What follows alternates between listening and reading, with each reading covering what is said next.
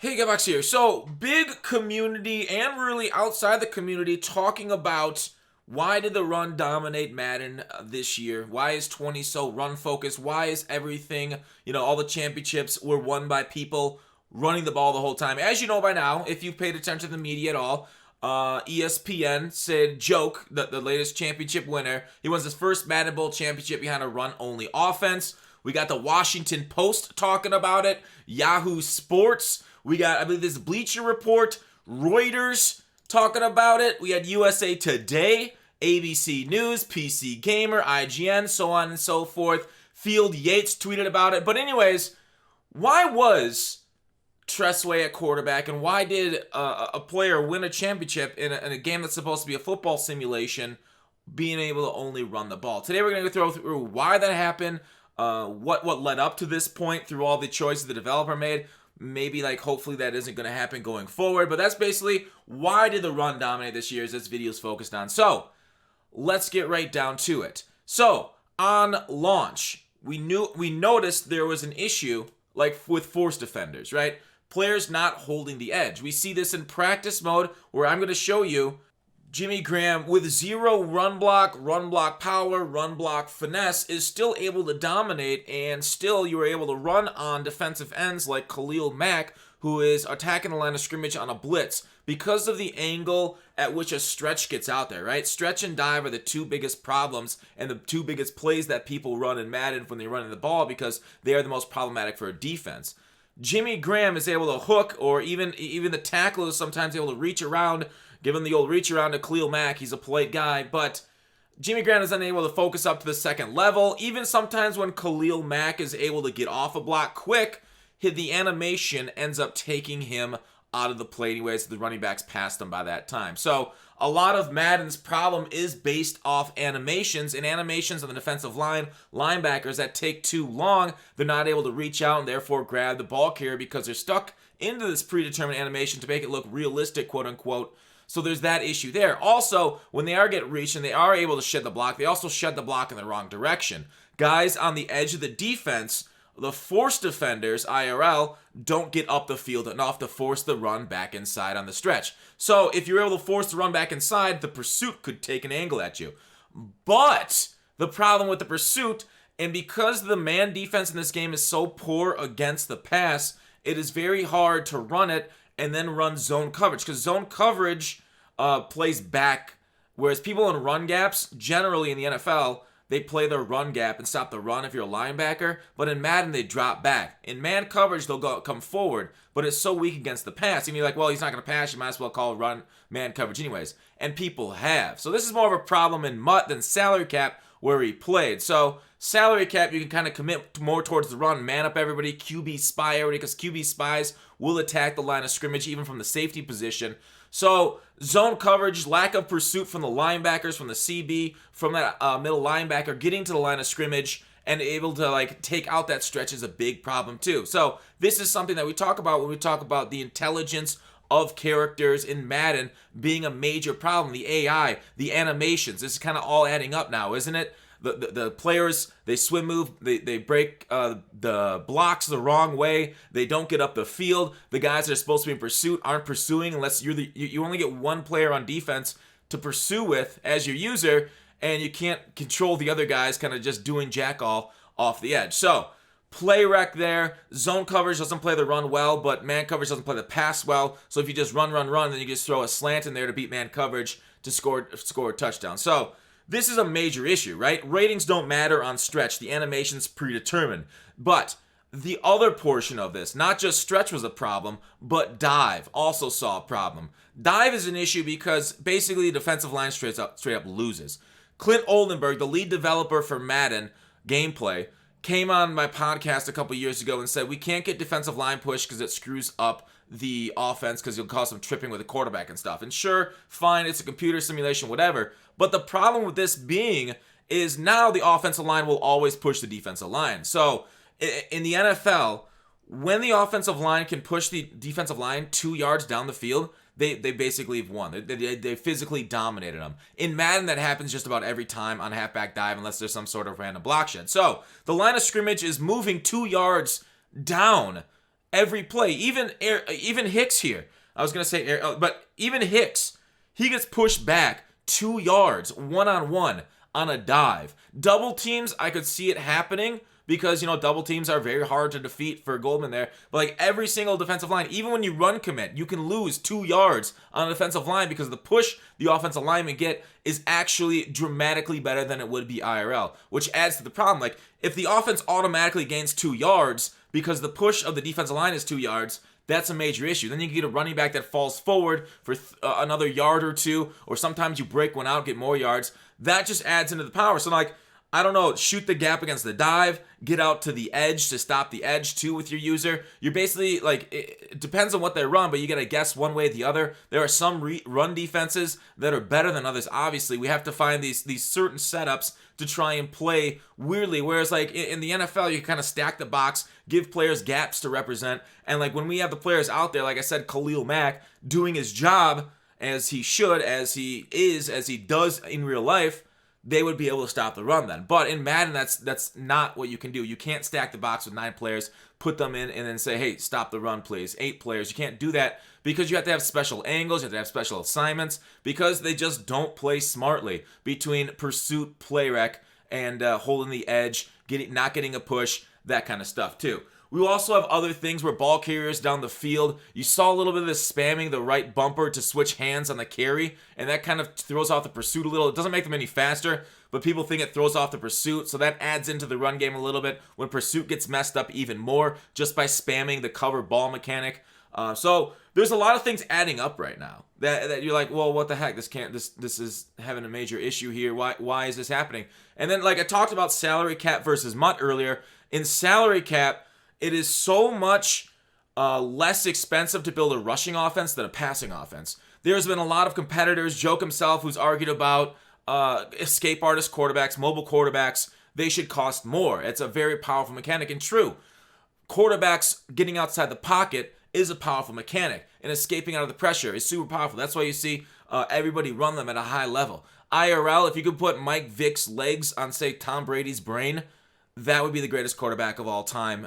But Mike Vick didn't have that. But in game, you can put you on Mike Vick's legs so you can make the determination so that way he's not throwing the ball wherever. And then with thresholds where basically every quarterback's accurate, that makes a deadly quarterback. But the problem with that is in salary cap, they realized how powerful that was. So a quarterback that could pass the ball, an escape artist, to get outside the pocket, they ended up making that prohibitively expensive. So not a lot of guys were able to fit that in along with a killer defense in order to try and stop the run from a lot of players. So a lot of players decided to either go to a more pocket passer, which isn't that good, but you have hot route master, you have different things you can do, or they decided to go ahead and get the escape artist quarterback, but then they nerfed the rest of their team. So the players that went with the 11 cap, which are the cheapest cap quarterbacks with a punter there, those players were able to basically get out of that whole situation of an expensive quarterback to boost their defense a little bit better, because Madden 20 was a defensive year and salary cap was a defensive year kind of overall of a lot of things that we saw.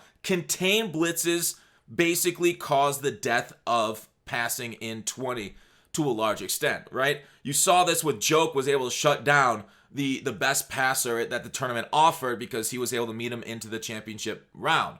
D. Croft struggled, looked like almost a noob out there with his passing attack against contained blitzes. And it's something that we saw in the first tournament. Serious Mo was running it there in the Classic, where he was just running contained blitzes. So he won in the first tournament by running the ball the whole time. The second tournament was run by a runner the whole time. The third tournament was run by a runner the whole time. So all 4 majors won by runners because contained blitzes, getting around the edge, the offensive tackles don't recognize these blitzing CBs, so you have to do very specific setups to stop them.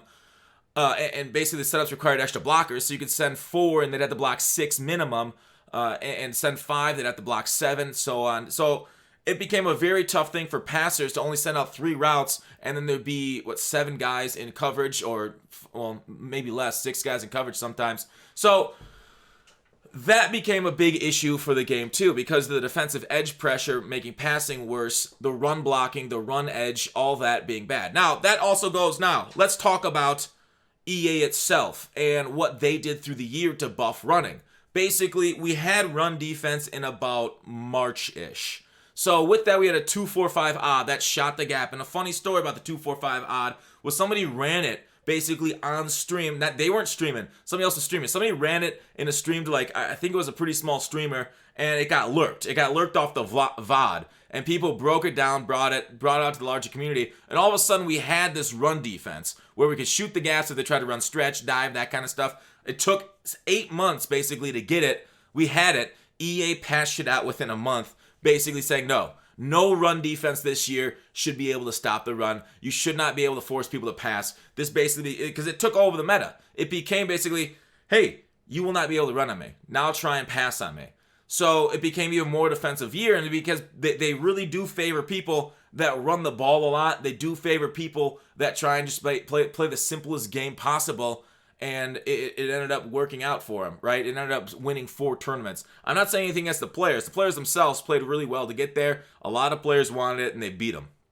But the game itself, and EA itself, basically said, here's your run year. And we saw another year like this in 18. 19 ended up becoming a passing year. So we'll see what we have with 21 going forward. But in addition to all this stuff, D-line chems, in addition to contain blitzes, if you put like Warren Sapp on a defensive line ability, he's insta-shedding. You saw Frank Clark during the Madden Championship here absolutely dominate in the middle of the field, shedding and getting the quarterback within a couple seconds. So D-line abilities being overpowered against the pass but not the run was a big issue. Like some people say, oh, inside stuff's a big problem, but I've seen inside stuff shed, but again, the animation takes so long that they can't get through and can't get to the running back by the time they run past them.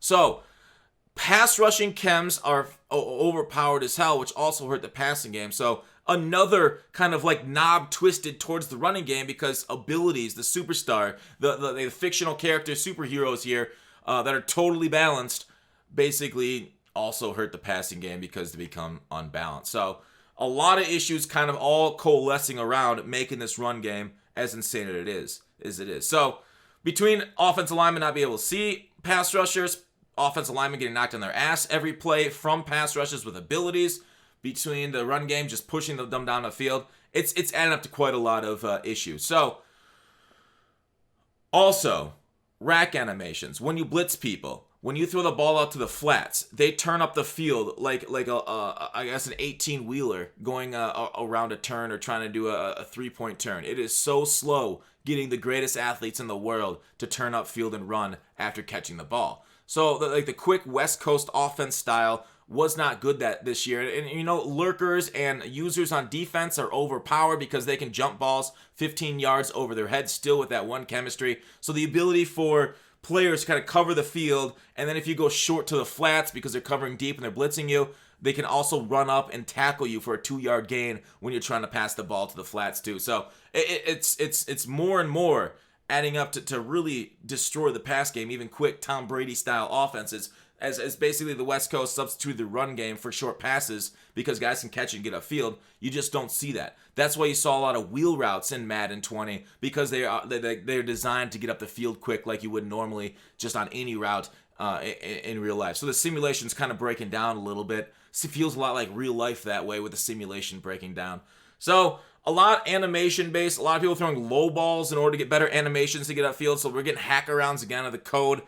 Tackling is not good either. Basically, if you run the ball, you can swerve right in front of Bobby Wagner and you won't even attempt to tackle because we've all seen these like run stick tutorials where basically like I'm the greatest gamer of all time. Watch me make these guys look like idiots, and they literally swerve right in front of the greatest players of all time's face, and the greatest players of all time don't reach out and tackle them, don't try anything at all because that's run stick this year. So in previous years, we'd have tackle cones, and I don't love tackle cones, but I want my guys to freaking try, right? I want my guys where they're right in front of the face, hey, jump out, hit them, do something, fix that somehow, allow my players to make plays when guys are near them. Don't make them just stand there holding their dicks and wondering when dinner time is. So, again, more issues coming up that just boost the run game, harm the pass game. Although after the catch, any type of like open field possession where you could stop and go, you can kind of swerve out guys. But generally, if you're running the ball whole time versus passing the ball, you have a little bit more time to kind of swerve out guys once you get to the edge. Because running backs have a lot of control this year. That's not even talking about a human joystick, which is like basically perfect control to add to the run game. But Let's talk about EA and what they tried to do this year as far as patches. Right? They tried to nerf the run game a little late.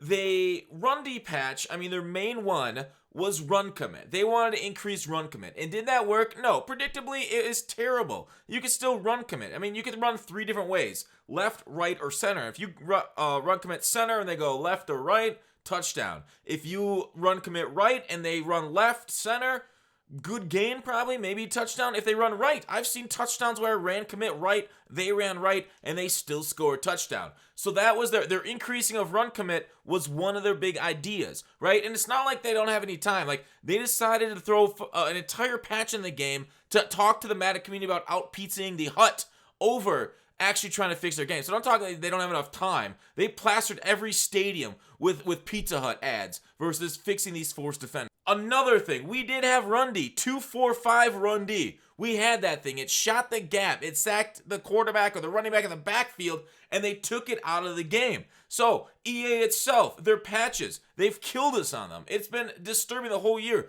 They've done everything they can to hurt the pass game and to make the run game easier and to make it effective. I don't know who in the right mind thinks that this is a good game and that the run game should be this powerful. What kind of old school football should we be playing versus, current day football? The Chiefs won the championship this year, the Super Bowl, and they're like, they probably ran it every down, right? That's great simulation football. There it is. Between all that, the issues with run game, that kind of explains why it was so bad. Now, looking forward, do I expect them to fix it for 21? I sure hope so. I mean, basically, that's all we can pray for is more balance. Do I expect them to? No. In my time in Madden, it has been out of balance. The Madden's weakest spot is balance. Madden can be fun. It can be frustrating.